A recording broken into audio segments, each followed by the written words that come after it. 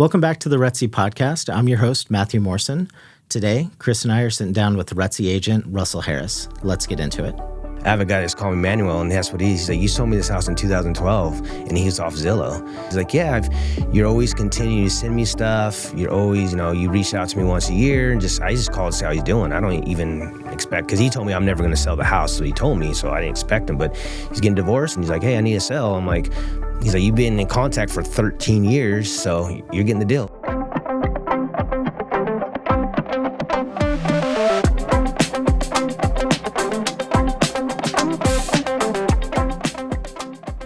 All right, welcome to the RETSY podcast. Today we have Russell Harris. Russell, thanks for joining us. Thank you, man. Thanks for having me. Appreciate you making the time and coming down here. Yeah, no problem. It's a long trip. No, it's not that bad. In the morning, the 9 o'clock, the traffic's a lot better after 9. After 9, yeah. It works out Yeah, perfect. that's why we schedule it at 10, make it a little easier for both you and I. So Russell, let's just kind of get into your background. What did you do before real estate? Actually, I was a dialysis technician. So it's medical field, like people, if their kidneys fail or are failing, they have to go on dialysis. So they go 3 times a week, and then we hook them up to a machine, and then it like cleans their blood, so it works as their kidney, basically. So I did that for like 10 years. Oh, wow. And then I was selling my house, and the lady that sold my house for me, she like, you should get into real estate. And I'm like thinking it was a pyramid scheme, because I'm like, what does that do for you? Like, why am I going to get in real estate? Like, but she's like, no, you have a good personality. I think you do well with it. Well, she was right. Yeah, and I got in, and then she told me, you're going to be my competition. All the clients that you send me are not going to use me anymore. So it worked out. I mean, I got into new construction. She was like a new build construction person, so I would kind of sit the model homes, and I just took off from there. That's awesome. And that was up in Washington, right? Yeah, Washington State. And then I kind of, up there, I mostly did new build stuff. So I would find land for the builder, and then the builder would, I would sell the lots off, and then I would get a listing agreement from that builder to build a house, and I became the listing agent on those houses as well. So it was like double whammy there. It was nice. Very nice. Did really well up there until the market, until 2008. Yeah. Changed a few things. So that's when you moved to Arizona? I moved here in 2010. Yeah. So I knew at that time, I was like, well, if I'm going to start over, I'm going to start somewhere warmer. I'm from California, so it's easier to drive back home to visit family from here than it is from Washington. So Yeah. So we decided to move out here. Why Arizona over California? The cost. Yeah. I mean, it cost. I mean, I think when I moved out here, houses were like $80,000. Yeah, exactly. Everything was a lot cheaper. And when I started over, I was like, I'm going to definitely, go that route. And then I took my start classes out here, met your dad. Yeah, that's such a funny story. That transitions into, like, we were joking around with some of the people on the podcast. We call them OGs because they joined RETSY at the very beginning. Of course, you're OG because you joined RETSY in the beginning, but you're like original. Morrison Residential. Morrison Residential. So there was Morrison Residential, and then there was Launch, and then we rolled into RETSY. Yeah. And at that time, you were at the, now I know they tore it down or they redid it. It was that tall building, and now the M&I Bank building. Yes. You were on the very top or floor. BMO Bank building. Yeah, you were like at the top floor in there, and we had like a little office in there, and we would just go in there, like basically pick up our checks. It was like a small, that's all we'd ever go is to go pick up checks out of there, basically. Yeah, we started that brokerage out of an executive office at Central and Camelback. Yep. Yeah. We started RETSY out of an executive office. Yep. Yeah, we did. That was funny. Yeah, when we started Launch, though, I think we had a building, so that was kind of a nice change, but A little bit different. a little bit different then. Yeah, But dude, that's a long history. Yeah, it is. I forget about how long we've been together. So when people call me and always try to like recruit, I'm like, you don't understand. There's like more than, it's not about money or whatever. It's like actually just Chris gave me a shot. Like when I met him, I met your dad in real estate school. I was sitting in there, and the guy was sitting up front. He had an American Family Insurance shirt on, and I'm like, oh, you work for American Family Insurance? He's like, oh yeah, I own one out here. And I'm like, oh yeah, I'm from Washington. And he's like, where at? I'm like, Puyallup. He's like, oh my God, I was going to buy that one there. He's like, a guy named Ty Frederick owns it. I'm like, yeah. He's like, yeah, I was going to buy that, and they wouldn't give it to me because Ty's from Washington. I wasn't. And I was like, this is weird. Like, how the heck would he know anything about Puyallup, Washington? Ty Frederick, it's kind of a weird story. But then he was like, what are you going to do? I said, what are you doing in here? And he's like, I'm just here to take my pass the course and just to show my son that I could pass the test. It was nothing. I'm like, well, so you're in here for fun? my dad's a serial degree and license getter. Like I wouldn't be surprised if he called us with his contractor's license tomorrow. Or I think he enjoys the classes. Yeah. So. But and I remember like you came on and gosh, I mean, those like we were deep in the Tom Ferry days and, The weekly short meetings sales. and short sales and crushed in short sales. Yeah. And then You had Zillow, so you were just like, hey, if you come on board, I'm looking. That's what your dad was like. He's looking for a West Valley guy. If you live in the West, I said, I live in Surprise. Like, you need to call my son. He's looking for someone that lives out here. So then I did all the Zillow. I mean, I was chasing, but man, we did well. I mean, you worked hard. Yeah. I know we'd have company meetings. Everybody's like, well, how did Russell close 5 deals last month? Or how did he do 6 deals? I'm like, well, he works. He picks up the phone. He answers the phone. He does stuff. I mean, we were chatting. It wasn't on the podcast, but I was in some meeting a while ago where one of our partners was like you had sold a home in Anthem and they got a listing in Anthem and they're like, I need some support there. You immediately answered the phone. You like ran with it. They're like, I love Russell. I mean, you work hard, you answer your phone. I mean, if anybody takes anything out of this podcast, I mean, that's how you're successful in real estate. Just answer the damn phone and work hard and do the right thing. Yeah.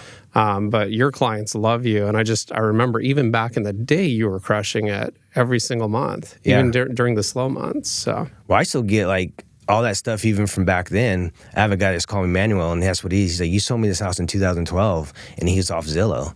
And just think about it, it's almost how many years? It's a long time. It's over 13 years, and he's still calling me. And I sold him that house. He's like, you're always continuing to send me stuff. You're always, you reach out to me once a year, and I just call to see how he's doing. I don't even expect, because he told me I'm never going to sell the house, so he told me, so I didn't expect him. But he's getting divorced, and he's like, hey, I need to sell. I'm like, he's like, you've been in contact for 13 years, so you're getting the deal. I'm like, all right. So that's how I tell, my guys on my team is that you can't look at this business like a deal next month, 2 months. It could be someone 10 years down the road that calls you from something, but you got to continue to stay in front of people and just let them know that you're still doing this and you care about them regardless. I've had people call me, hey, what color should I paint my bedroom? I'm like, send me the swabs. I'll look at them, but they just look at it as like they want to go to you for everything. And I remember you taught me that in the beginning. You're like, you want to be the guy that if they want to put a pool in their backyard, they're going to ask you, is it going to be good or not? Because if they have you in top of mind all the time, then when they go to sell, they're calling you. But if you're not top of mind no more, they're like, I don't know, this girl or guy, he sold my house. I forgot his name. You're done. Yeah. They're not calling you. What's funny is I can go to past clients in our text history where they're like, hey, can you send me your painter's number again? Or it's just like I scroll 1, 2, there's the painter's number, put the thumbs up, and they're like, oh yeah, thanks. Yeah. Like, they go directly to you. And they know in this industry, it's like when you're good, I mean, you get fed a lot of business. Yeah. And when you're bad, it's like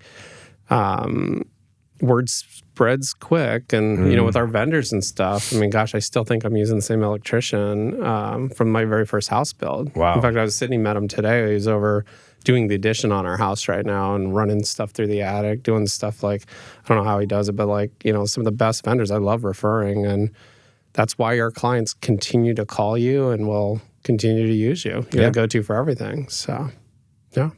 Well, I know I've said this a few times on the podcast already, but if you don't follow up with your clients, don't worry. Somebody else will. Yeah, 100%, man. Russell will. And HomeBucks, I mean, we have technology here that helps us stay in front of people a lot better than we even did back then. Because back then, we had to manually build it. Yeah. But now we have stuff that kind of helps us. Yeah. You have no excuses anymore. Yeah. Like, if you can't keep up with your past clients, you just shouldn't be in this industry, because there's so many tools out there that will do it for you. And you just put in your database, right, and they do it for you. So back then we had to call. You do like call clients, like you would pick 10 clients a month, whatever, to call, and just say, hey, happy birthday, or how you doing? How's the family? Oh, I had a new kid. Oh, what's your, when'd you have the baby? And just kind of just act like, you do care, and you become friends, especially me living in the West Valley. I see these people all the time. Yeah. Like kid sports. Yeah. I go to the mall, shopping, festivals, anything. And they'll just like, my wife's like, everywhere we go, somebody. It's because of clients though. It's always like, oh, I sold that person a house. There's always a story behind every person. So I just kind of keep up that story with them. You got to kind of stay top of mind. If you don't touch base with your clients, their friends and the referrals you've worked with, they kind of feel like you're out of the industry if they don't see you for 6 to 12 months, and you're not top of mind. And what Russell was referring to is, I mean, back in the day, Morrison residential days is right when retargeting even became a thing. Yeah. Like it wasn't even on Google. It was like on some ad network that we used back then. And basically what we do, like anybody who doesn't know what retargeting is, that's when you go and you're looking at a watch band or a purse and like you go to another site and then all of a sudden like you forget about it and you come back on in a week and you're looking up a word on dictionary.com and there's an ad there for that item, right? Well, we were the first one of the first in Arizona to actually utilize, high-end retargeting software, but for real estate and the brokerage. And back then we just had one retargeting for everyone. Within RETSY now we put pixels on every single agent's site. So all Russell has to do is get them to his website and then they see ads for about 365 days. And what happens is like every time they see your ad, you're just top of mind. Yeah. And I've had clients that I've gotten out of touch with over like 8 or 9 years that still reached out to me because they see those ads. But I mean, that's just one of the many things you need to do to stay top of mind. But Well, you pioneered a lot of stuff. I mean, I forgot all about Zillow. What you did on Zillow was genius. That's what I say. He pioneered that because everyone like afterwards copied what he did. Well, There's so many people copied what he did after when he saw the problem is I overshare sometimes. I told everybody what to do. Yeah, you should have kept that secret. And obviously Zillow has changed their model several times. But back in I want to share the story because I had forgotten all about all of the organic Zillow traffic we got. Yeah. Back in the day, Zillow had 4 spots, 3 paid and a 4th that was a neighborhood contributor. And you could either get that spot by having sales in the area that the agent was, or the buyer was looking, or if you uploaded content to Zillow. And so you could upload photos of the neighborhood, or you could upload a blog post of the neighborhood. And Chris sent me all over the valley with a Nikon. I took photos of every neighborhood. Yeah, the GPS coordinates of the photo, and it had to be uploaded. Yeah. It didn't matter if like Bobby had 40 sales in the neighborhood that year. It was like I could upload 41 photos and I was the neighborhood expert. Yep. It was you could do 50 per neighborhood. Yeah, I remember it very well because I was when driving it was all capped the out time. at 50, we moved to the next neighborhood. Yeah. Next neighborhood. And we just crushed it. I mean, we get like freaking 50 client requests to see homes. Like, and that was also like when Zillow didn't quite have it figured out. And remember, we'd get those leads. I'd be like, "Yep, you just missed it. That one closed 60 days ago or 6 months ago." Do you remember that? Like, the data was really bad, but they were so easy to convert because you'd be like, "Hey, that actually sold 6 months ago, but let me get you set up and let me let you know it's actually." Like, I forgot all about that. Yeah. I just remember all these conversations we had with Greg Schwartz back then, at like even backstage and stuff, of just like, Chris, Zillow will never start a brokerage. Like, he said it on stage. Like 5,000 people were in that audience, right? And I remember this because I'm sitting back there and I'm like listening to him. He's like, Zillow will never start a brokerage. We will never compete with agents. We will always do this. We'll never charge you. And it's like, next thing you know, they start charging for advertising, right? And then they dilute the product by adding 3 advertisers to it. And then they just decided, we'll just like make somebody pay like a percentage of their commission. They change their whole model every single time. But, I forget where I was having this conversation, but I think it was this morning at Arcadia Home Tour. But it's just like, it's like you got a big brokerage in town, Compass, that's fighting Zillow right now over pocket listings. And it's like, I was telling them with RETSY, I mean, we've been doing pocket listings for 4 years, right? Some clients don't want it on there. But the thing is with RETSY is we're not going out there and shoving it in Zillow's face or any of these other companies' faces because the public uses Zillow, right? Yeah. I can send my client 30 properties from the RETSY app, right? But whenever he sends me a property, it's from the Zillow app, right? Yeah. And why is that? So the reality is, even though Zillow's changed their whole business model, reinvented it. Remember when they were buying homes, fixing them up and selling them? Yeah. Like that was a horrible idea. If I was still on the advisory board back then, I would have told them not to do that. But I mean, you think about it, they're valuing the homes and then they're trying to buy them. Yeah. Like, can you trust the source that's trying to buy your house? I mean, common sense prevailed there and they failed miserably. Yeah. But Zillow is the go-to for a lot of clients. And this is the other thing we were talking about is like, how we release that Real Reports product to all of our clients. So, Chris Combs, the attorney this morning, was talking about disclosure of sex offenders, right? Okay. So now every RETSY agent has a tool where they just plug an address in, they can get AVMs, they can get tools. The importance of tools is like you got 6 AVMs. Like, we don't care what Zillow says because the realtor tells you what the home's worth based on market knowledge and comparable properties and going in and looking at the photos. but the public cares what Zillow says. Yep. So if you're 600,000 over Zillow, and I know with Zillow, we built up our, I'm going to call it Zillow credit or Zillow karma. So if Zillow has a house at $2 million and we listed at 2.6 because we know it's worth 2.6, guess what happens to the Zillow's estimate? It goes right up to 2.6. Yep. So like, oh, Chris is usually right, so we'll just move it there, right? Yeah. I don't know if that's actually how it works, but it's what happens every single time.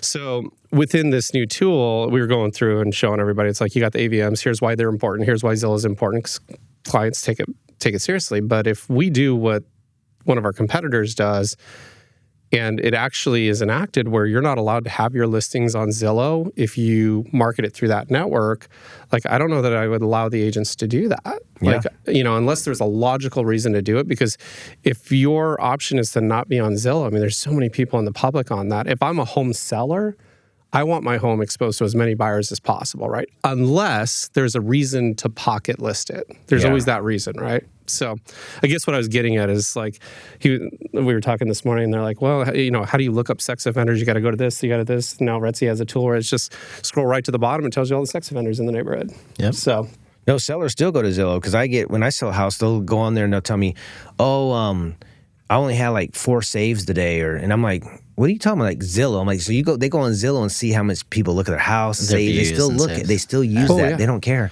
and they like abide by that. Like, oh, we lower the price, and now all of a sudden, you know, I got 10 saves a day, so they say, oh, it worked, and I'm like, okay, it worked. Yeah. So it's just kind of weird, but people still use Zillow like they think it's like the all, you know, they believe it. That's just it, though. It's like we're in an interesting time where you have Compass and Zillow and a you-know-what measuring contest of this and that and market share. But the reality is the Zillow has the views on their websites. They have the audience and stuff. And if I have to choose one way or the other, I'm going to go the way that's going to get more eyeballs on our listings, you know, as RETSY. I mean, everybody probably won't see eye to eye with me on that. But like, if you're going on the MLS and you're going in the public, you want it in front of as many people as possible, right? Yeah. You've heard me give the analogy of like, what's the most important thing to an auction besides the car or the artwork, right? What's the most important thing at the auction? House. Having bidders. Yeah, that too, yeah. I mean, if there's no bidders in the audience, it's not going to sell, right? Yeah. I remember the short sale days and the foreclosure days. I mean, Terrence and I went to this one and he couldn't make it. I'm in a room and I didn't have my funds lined up. The opening bid came in at about a quarter of what the building was worth. And I couldn't bid on it. And I was the only one in the room. Oh, man.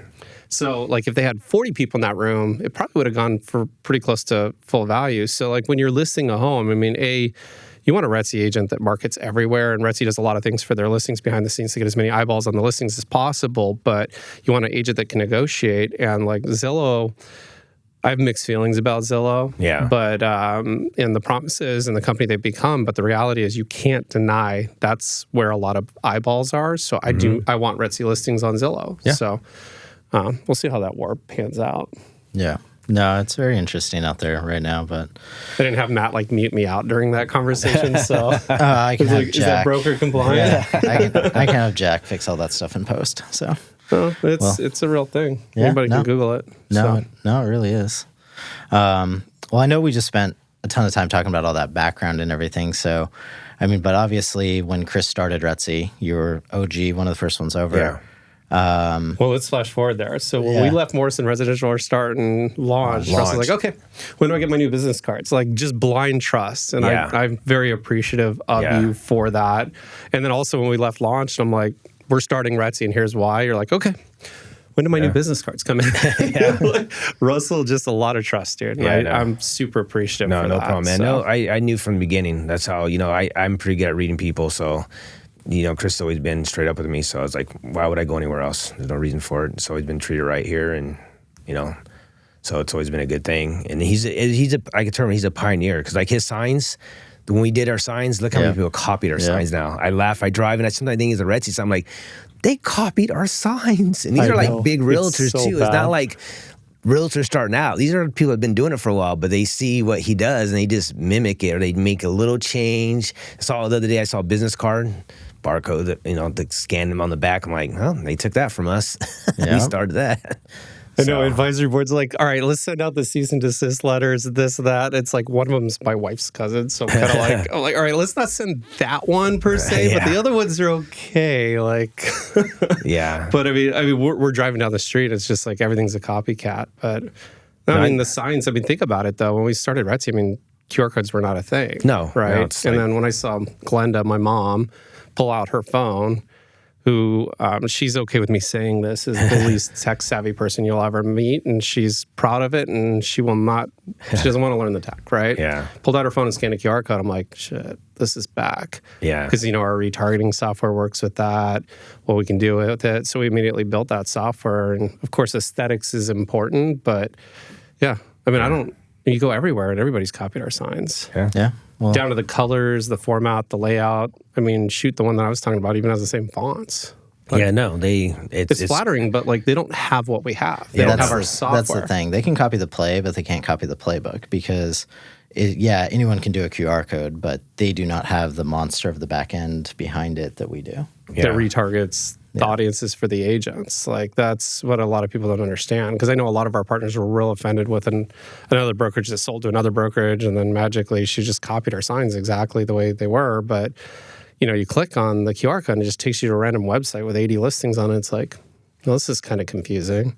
But I've had clients and people and friends say, I love RETSY signs in the yard because I can just scan the QR code. I'm not interested in looking at the house at all, right? But I can just scan it and I can get the information. Yeah. That's I call the agent, I wait 3 days for a call back, and other places and other signs, you can't even find the information. It's confusing and hard. But with RETSY signs in the neighborhood, we scan them just because if, we're nosy, we want to know about the price. And we make it really easy. But then, what they don't realize is they then see the Russell ad for 365 days, which we're okay with, right? Yeah. So, Exactly. Yeah.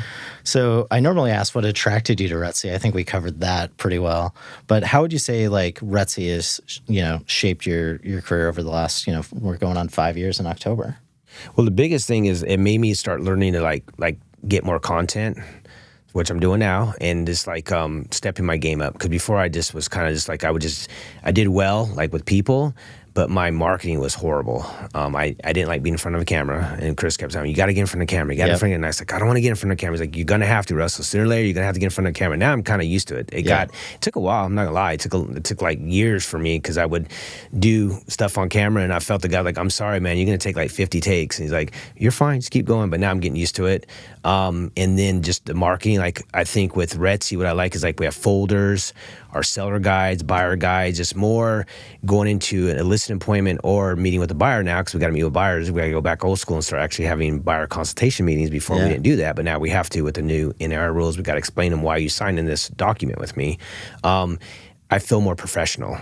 Yeah. So I feel RETSY has made me feel more professional at what I do, because now everything I give to people, they look at it and they're like, business cards are really nice. All the material we have is top notch. Website's top notch now.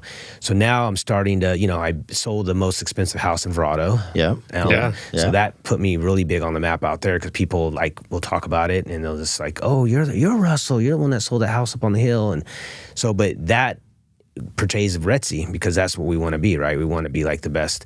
And now with all our signs out there, me being more this year, you could tell I'm very list heavy. We need to get into your I'm really liking that.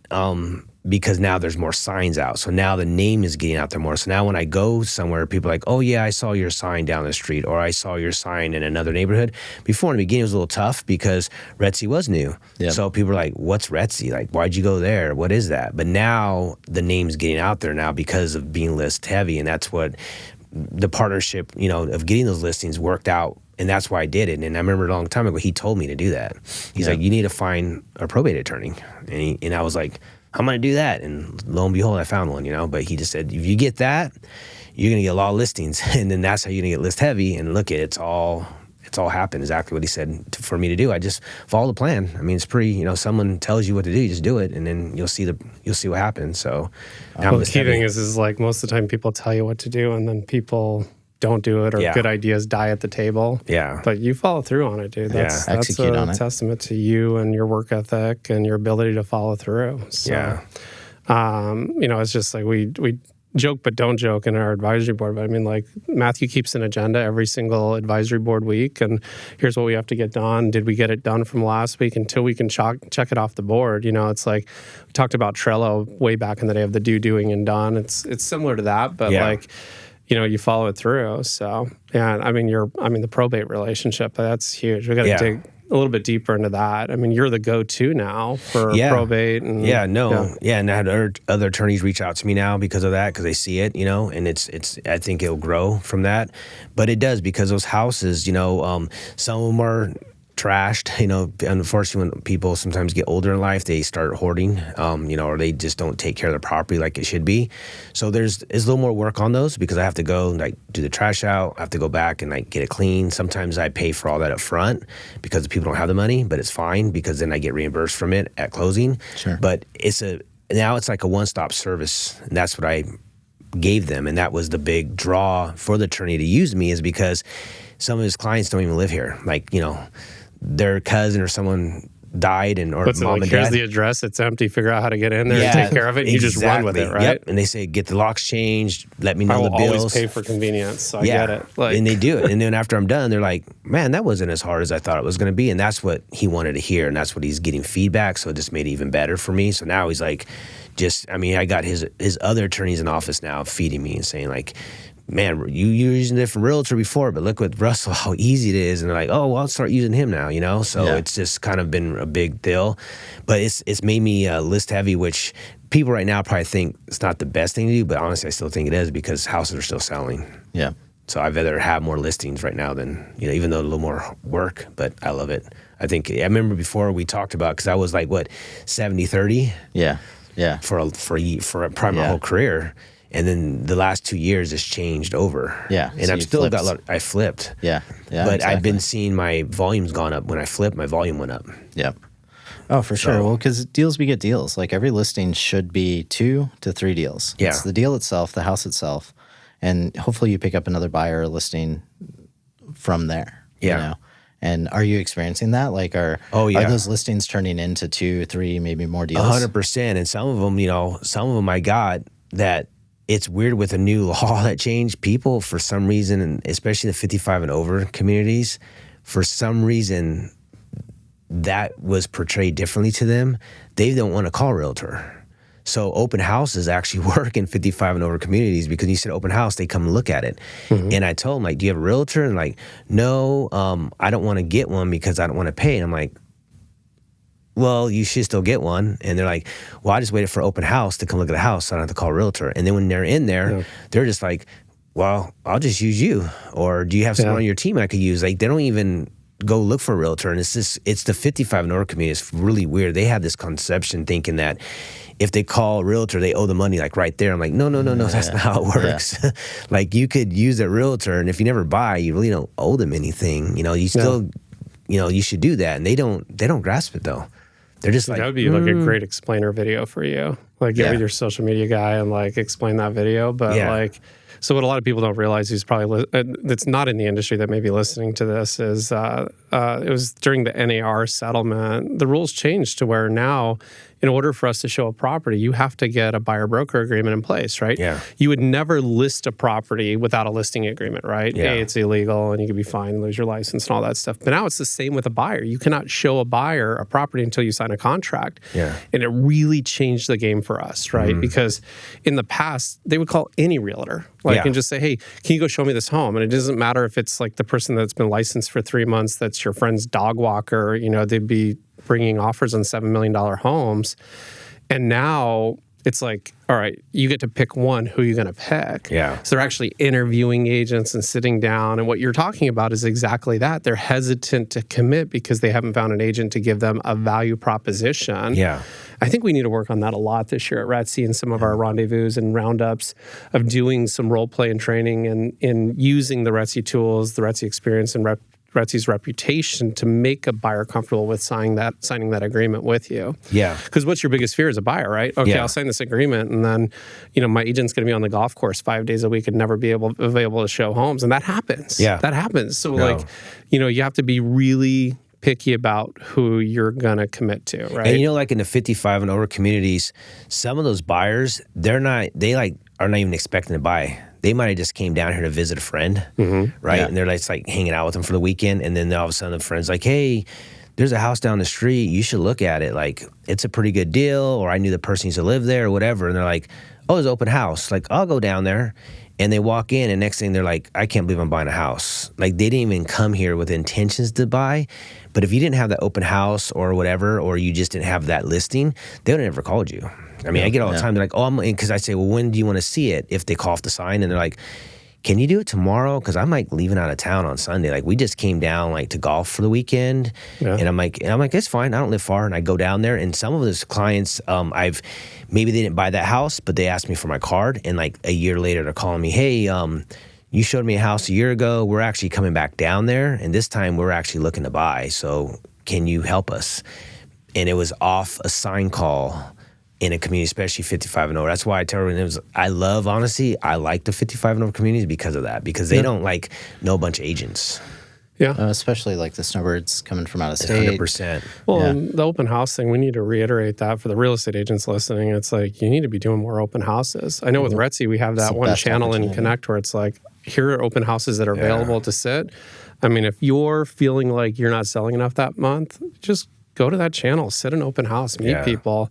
God, who was I talking to the other day that had like 46 couples through their open house on a Saturday? Yeah. I told my guys under me, I have only a couple guys under me now, but I told them, if I'm seeing open houses every weekend, you should be doing it. I said, I don't really need to be sitting them right now, but I do it because those are my listings, and I want like as much traffic through them as possible. So I'll sit them. I mean, I sit like one on Saturday, one on Sunday. I'll like pick two different. I'm doing it this weekend. So I do it. I've been doing it. I order so many signs now, but I've been doing it every weekend for like the last 3 months because of weather. I told them like the weather's perfect right now. If you do the open house, do it now, because people actually will like be walking their dogs or driving their golf cart around, and they'll like stop in there.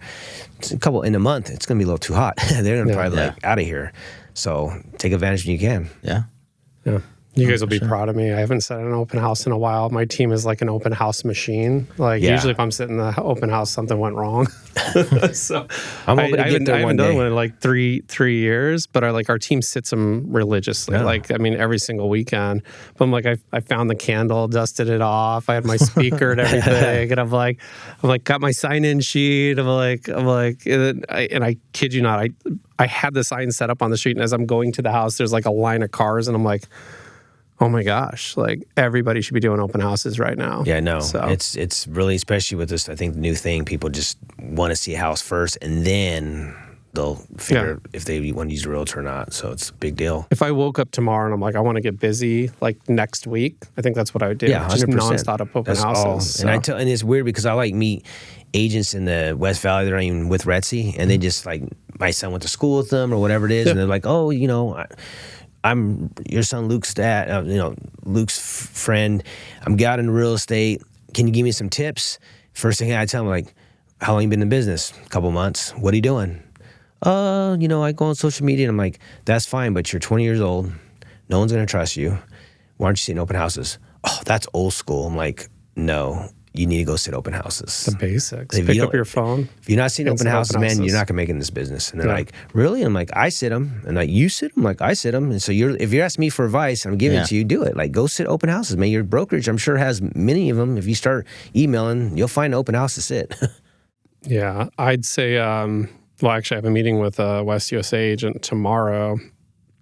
He's the only one in the company that sells stuff in the upper price range. And he's like, I want to be able to sit an open house for somebody else. And I heard you guys share that. I'm like, yeah, like if you're with another company, you cannot sit a RETSY open house. But if you're with RETSY, there's a whole channel on our Connect platform, which is essentially Facebook for RETSY, where you can go in and say, hey, I'm available for an open house this day. And just watch how quick the agents will offer them to you. Yeah.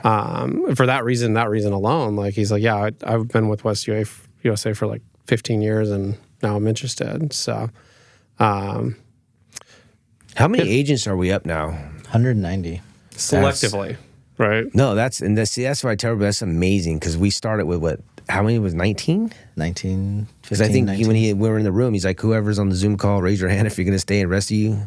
Get off the Zoom call. And I remember the 4 or 5 that didn't.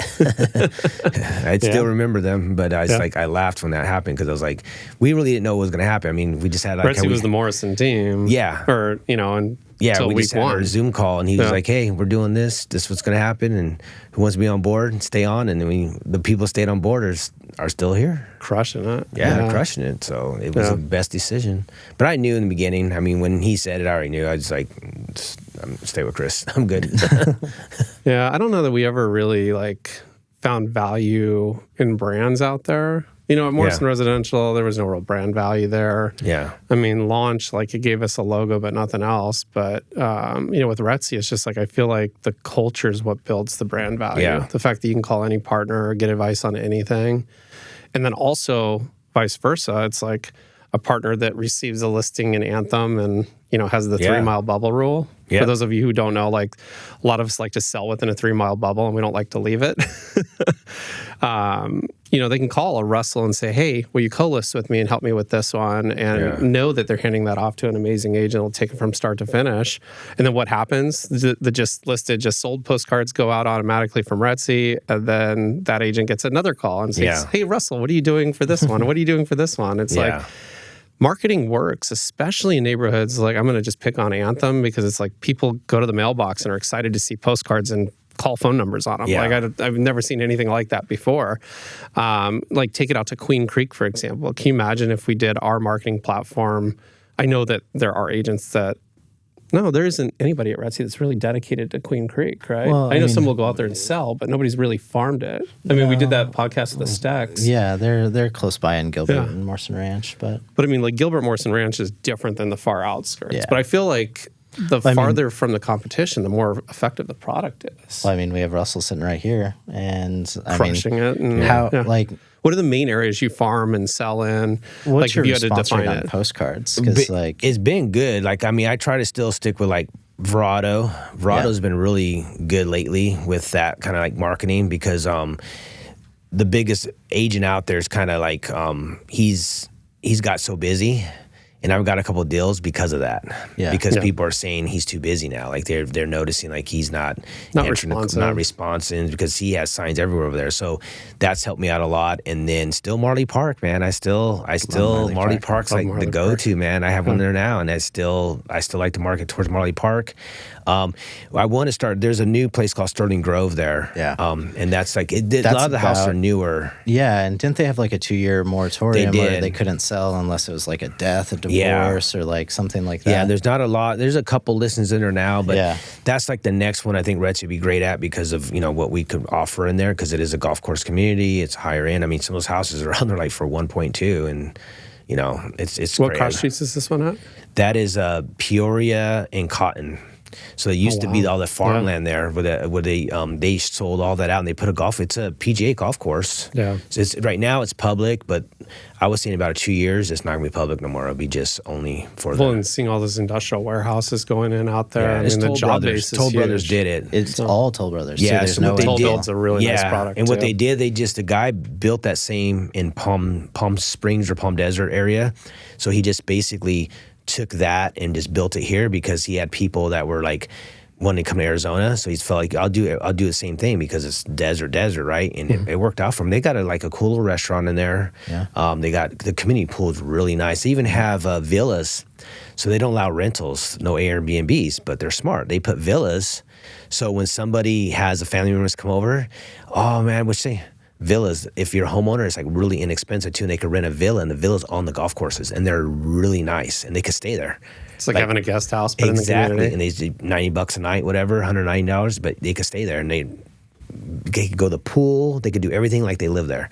So it was a smart idea. I think they built about 15 or 20 of those villas too. So it's a cool little concept they put in there. So I mean, I've sold a couple houses in there already. I didn't know that. That's awesome if they did that. Yeah. So because at first, I was like, no Airbnbs. Where's people gonna stay? Like, oh, we got villas here, and like, oh, there goes that idea because you can't do Airbnbs in there. A lot of people would have probably bought more of those in there if they allowed it. It's like I think it has to be a year lease. So it was built 2 years ago, coming up on 2 years. Yeah, maybe that's a good geofarm for you, dude. No, 100%. That's been on my target now is to start going in there and doing stuff. Call the marketing team. Yep. Say light it up.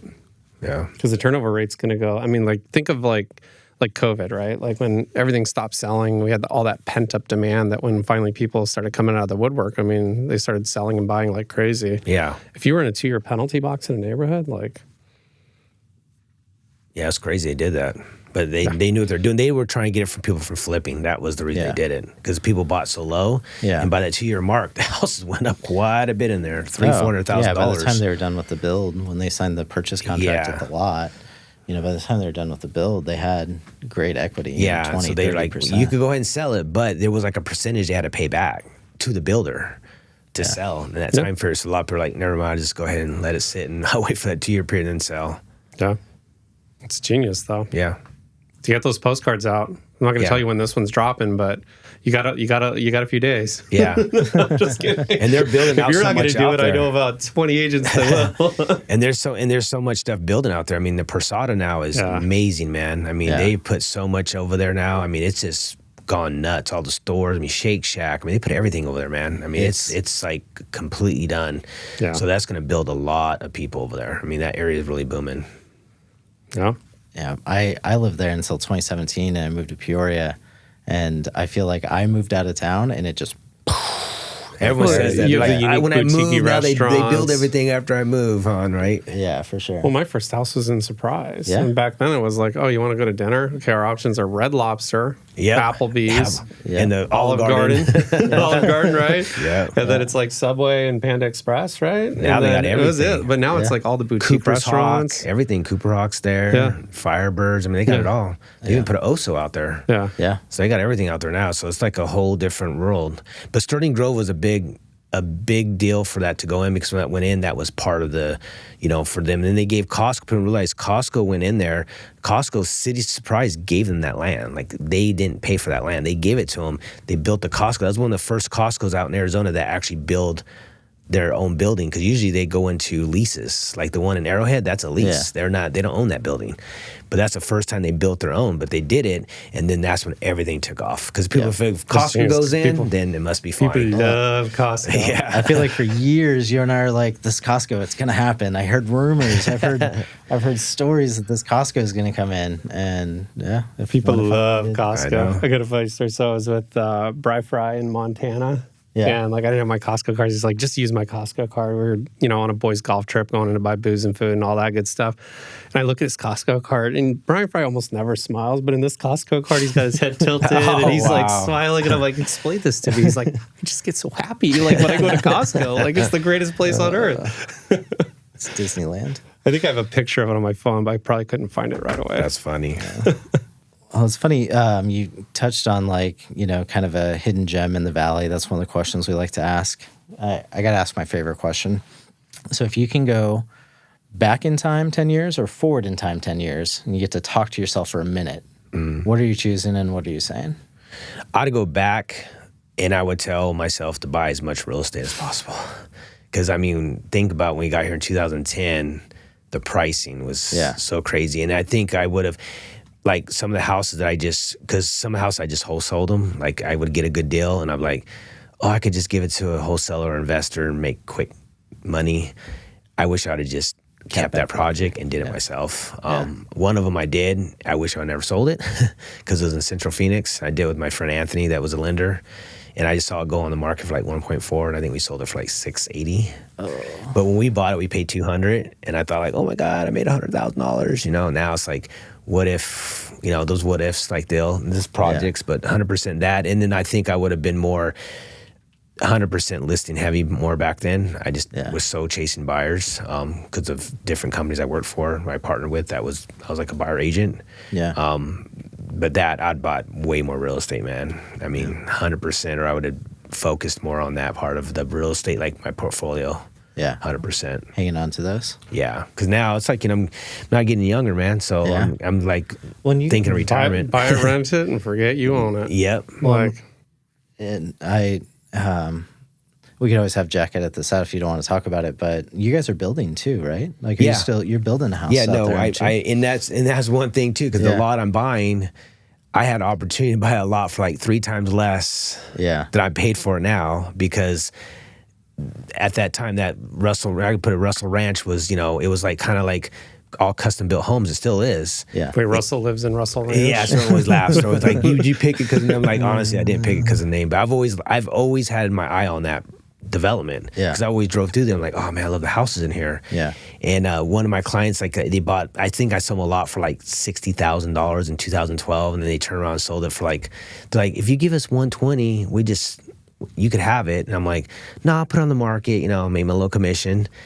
And if I think about it, if I just thought about it, and they had an acre lot, so it was even bigger than my lot. I paid way more than that for my lot now. But I'm building in there, and I'm doing it because it was weird. We had that, I can't think of his name now, the guy that's in the office but does all the like... Adam Hisme. Adam. When he did that... move every 2 years. We're going to have him in on a podcast to do that same topic, move every 2 years. Yeah. So I was just genius. Like, when I heard that, I told my wife, I thought, and I like, man, I need to go buy a lot in Russ Ranch, because I remembered some of the stuff he said in there was custom built homes go up more in value. And I should have known that as a realtor, but you just don't sometimes take your own advice of what you tell other people, right? Sure. So then I thought to myself, I'm going to go find a neighborhood on the West Valley that I know will go up in value a lot. And that is one of them, because it's almost built out now, but there's like another 15 lots in there. But I made a relationship with somebody that's going to build my house for a really good cost, less than I would go to a person. When I'm in it, I can see the equity is going to already be there, and I know in 10 years what the house is going to be probably worth, because it's a custom. It's not going to be a house everyone else has. Yeah. And that's kind of my retirement plan, to kind of cash out and be done. But yeah, I wish I would have did that a long time ago. I should have did that probably 6 years ago. Yeah. For those listening, so Adam Hisme is an amazing agent with RETSY, very giving, very sharing, but him and his wife have no commitment to a specific house. They'll buy a house, they'll build it. The second they get a good offer on it, they'll sell it, they'll do it over again. And what is it, 2 out of the last 5 years, if you've lived in it as a married couple, you can essentially put $500,000 in your pocket, tax-free. Yep. So most of his homes go up $1 million, but that first $500,000 being tax-free, I mean, that's pretty clutch and pretty critical. So, I mean, since I've known Adam, I think he's lived in 1, 2, 3, and he's moving into his 4th one in the neighborhood. So, and he does it by the book, puts that tax savings in his pocket. I mean, that'll pay for his kids' college, retirement. They go on amazing when he gave vacations. The story, man, it like a light bulb came in my head so quick. I'm like, dude, that's the plan. That's what I need to do. And I know Jay Jordan's kind of doing that. He's doing it. Adam's inspired a lot of people. I don't know that Adam fully understands that. He inspired me, man, over that quick. And now my kid, my son just turned 21. I'm already telling him, like, hey, this is the plan for you. Like, you could do this in your 20s.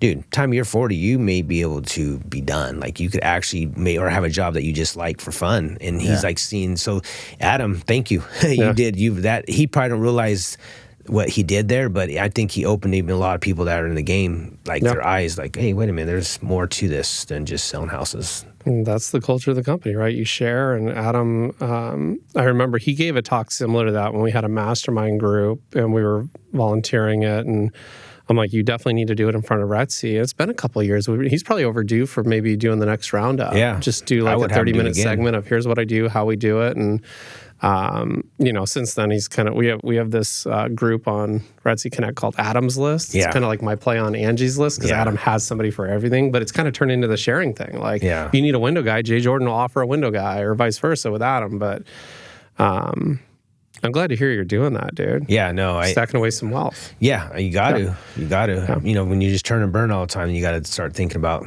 other things too. Get to the point where you're like, I got to think of the future. Yeah. So I'm not going to remind you of the short sale days when we get an approval for like $147,000 on a Richmond American builder spec in Levine, and the buyer backs out 2 days before auction. I'm like, hey, Russell, one of us should buy this. Yeah, I know. It's like, this is crazy. Yeah. Well, it's an interesting cycle with the market, but I feel like inflation's kind of going to continue happening, regardless of what happens. I mean, anytime you print money, and we saw a lot of that this week with the government, it's just like inflation will continue to go up. And I don't know if you're on the rendezvous calls where we have Bradley present the financials. I always go on there. That one from 3 weeks ago, Trueflation. God, I go to this site all the time to look up stuff, and it just kind of shows you trueflation.com. Don't ask me to spell it because it could be a creative way, but just put it into Google, and it shows you exactly what's happening in the economy, the way things are inflating in different ways. And the reality is the inflation's gone down, but now it's starting to go back up again. Yeah. So. Well, people are spending. I mean, you go places, man. I tell my wife, you go places, people are still spending money, man. I don't know where they're getting it, but it's still people are buying stuff. I mean, you go to Costco or go to stores, it's still pretty, they're not dead. It's not dead. Now, there's places like we went to Disneyland. I did notice for the first time during spring break, I thought, oh, this place is going to be like stupid nuts where people are going to just step on your shoes all day. it wasn't as bad. That's the first time. It was still quite a bit of people there, but I've been to Disneyland where I'm just like, I can't believe I came to this place. Like, I want to leave. I want to get out of here now. This is the nut house. But it wasn't as bad. But that's, I hate to say it's California. Like, they're, I think, seeing a little bit of issues out there quicker than we will. Yeah. But out here, I mean, my son goes to concerts and it's like, it's crowded. Like it's sold out. So. Well, and a beer is $20. Yeah. It's like, well, not that your son's drinking beers, but you know what I mean. Oh, he's 21 now. Trust me. He's 21 now? Yeah, and he did it before. Trust me. He ain't no angel. I know better than that. You ain't gonna fool me with that one.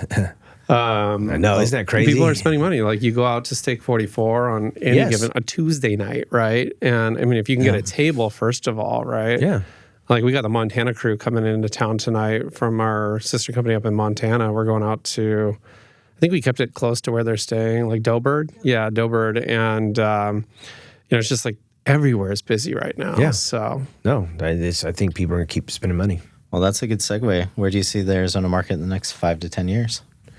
I think it's going to get better because people are continuing to still move here.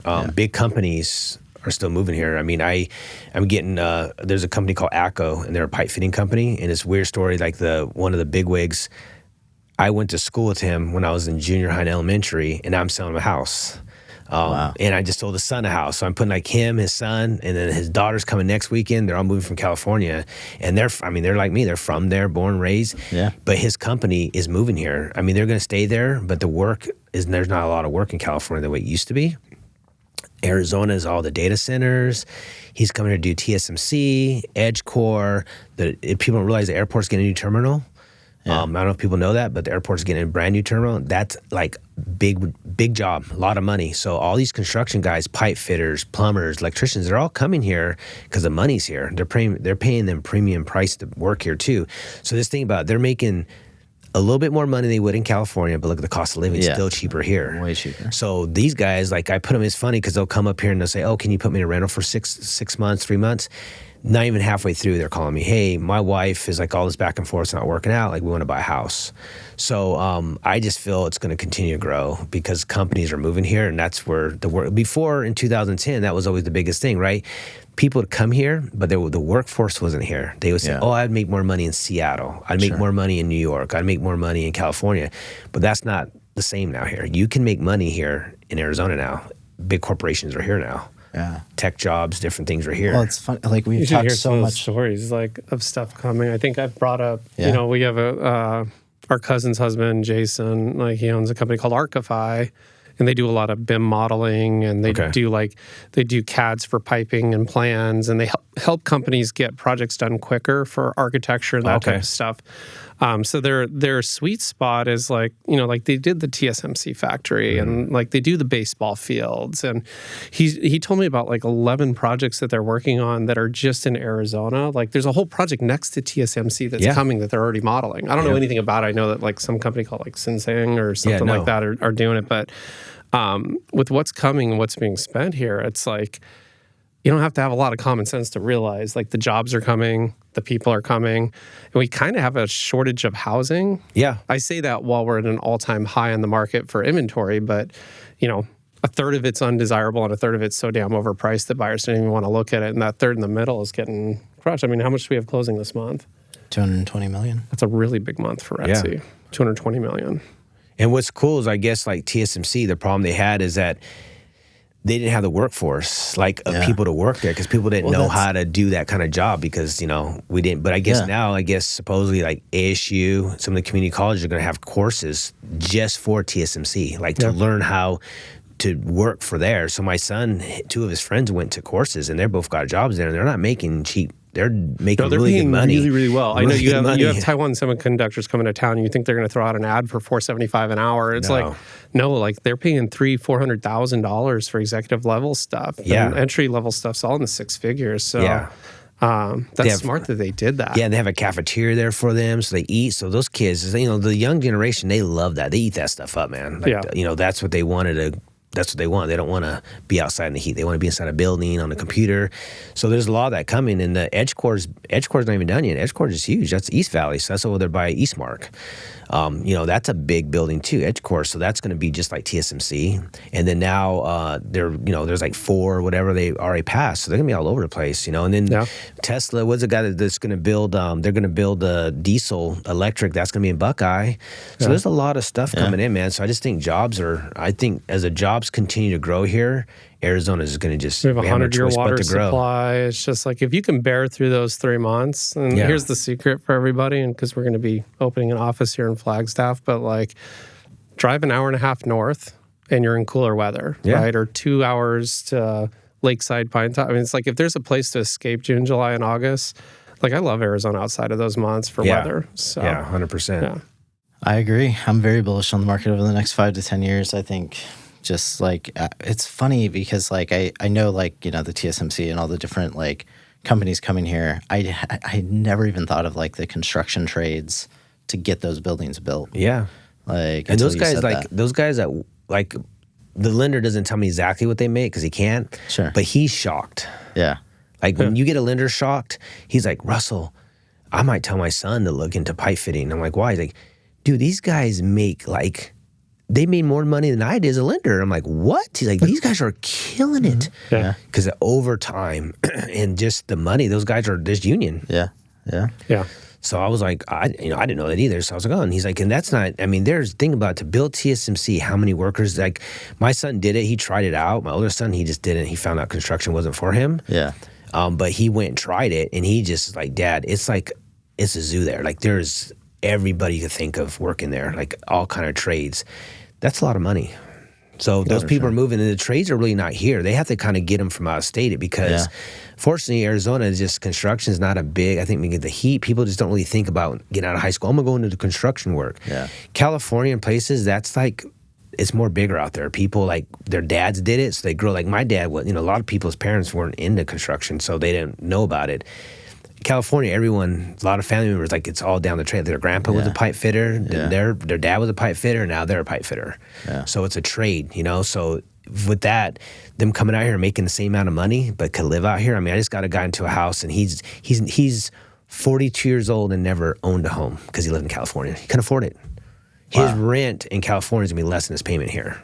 Wow. Yeah. So he's like so happy to buy a house. With a pool, he just is like, you, dude, the guy you thought I gave it to him for free. The way he acted, he's so excited. We always joke, people from Cali come to Arizona, and even back when the neighborhoods we live in were like $300-$400 a foot, and I mean some of these neighborhoods in PV we're selling in, I mean they're pushing $1,700, $1,800, $2,000 a foot, and the buyer looking at that house is like, oh wow, that's a good deal.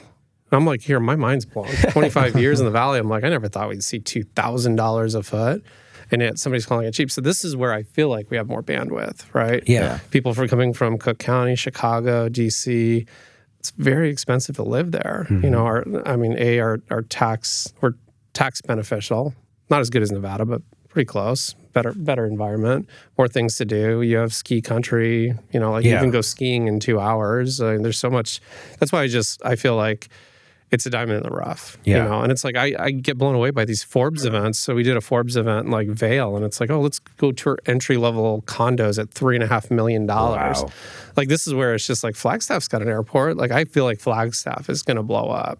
That's why it's just like we're being very selective on who we're going to pick for agents up there, but we're going to open that office this summer. And I feel like Flagstaff, I mean, it's a great investment. Plus it's like, it's awesome. 2 hours you're there, and it's 30 degrees cooler, and your tea time's at noon. And no, it's a nice place. I love going up there. Yeah, for sure.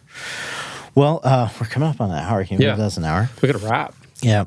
So let's wrap up. But how can people connect with you? Whatever you want to share. If you want to share like Instagram, your email, phone number, just how do people get in touch with you? Well, best thing, I love to answer my phone. So my cell for sure, 602-904-1172. And then my email. My website is russell-harris.com. I'm proud of that website now. I could say go there. It looks awesome. And then on Instagram, I'm Russell Harris Realtor on there. I'm on there. But yeah, my phone number, because I'm still old school. I like to answer the phone. I like to talk to people. I'm like, when people text me, it's like these long.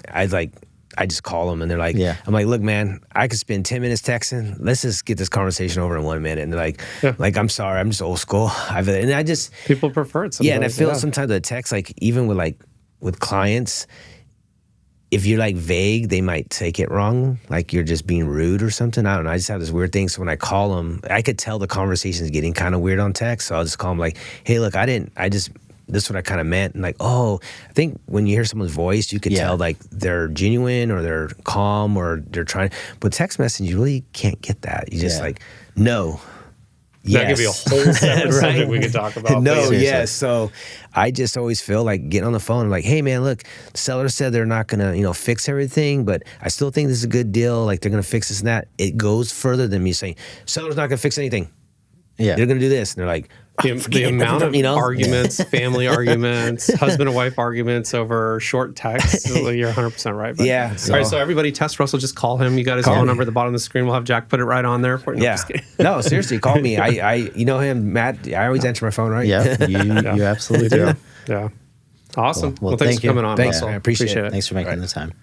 That wraps up this week's episode of the RETSY podcast. Thanks for listening. Check out the show notes to connect with Russell.